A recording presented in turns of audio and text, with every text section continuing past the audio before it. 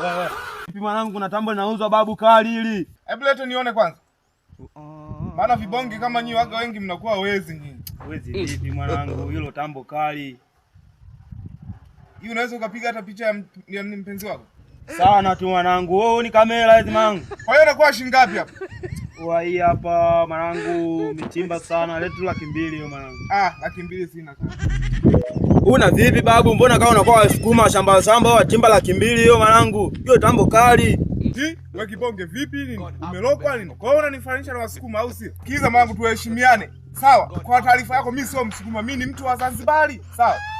Kwanza nimegairi kununua simu yako. Nikitaka kununua simu, naenda kwa Minja matelefoni, anapatikana Songea, stendi kuu ya daladala. Ukifika pale, simu anakopesha, alafu ukitaka tena ya keshi unalipa hela, unapewa simu. Mimi sikuwezi kununua simu, shika simu lako. Kama vipi mwanangu, na mimi nipeleke babu, nikachukua hata simu ya mkopo mwanangu. Sinajua sisi tunatumia visafari alafu hizi ndio wajanja mwanangu. Sinajua.